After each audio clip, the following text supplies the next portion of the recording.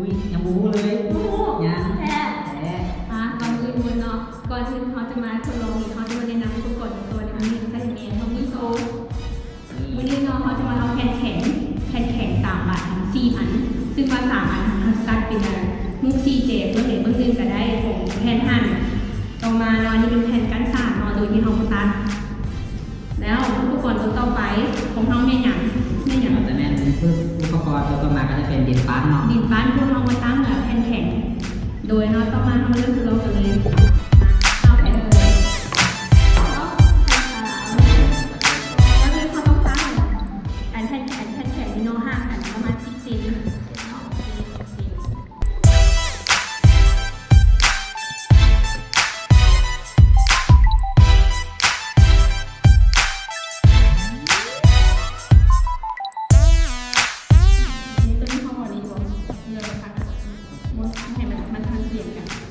สุดท้ายเนี่ย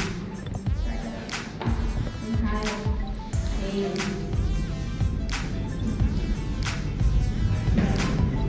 เบิร์มาเตะวันนี้อุ้ยอุปกรณ์ที่สำคัญคือวันนี้ของเขาแมนอย่างจัดไลฟ์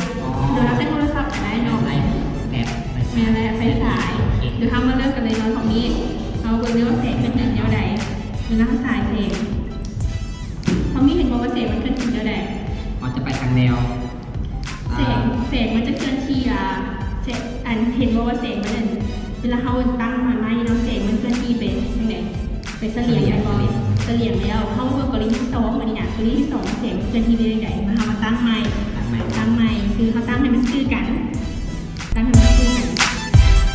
ชื่อกัน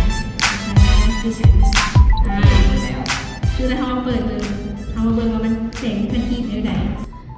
เขาไม่เห็นว่าเสกเคลื่อนที่ไปยังไงมันจะเคลื่อนที่ไปซื่อเนาะมันแล้วเขาจะเห็นน้องเห็นบอลว่ามันเสกมันจะเคลื่อนที่ไปผ่านตรงนี้มันออกไปทางซื่อเป็นบอลสรุปแล้วเนาะในการทดลองครั้งนี้เนาะแสงของเขามันจะเคลื่อนที่ไปทางโค้งไปทางซื่อและต่อไปเนาะหวังว่าพวกน้องจะนำใช้วิธีการทดลองครั้งนี้ให้เป็นผลประโยชน์กับพวกน้องเองสำหรับวิดีโอการเคลื่อนที่ของแสงเมื่อเท่านี้ขอขอบใจบ๊ายบาย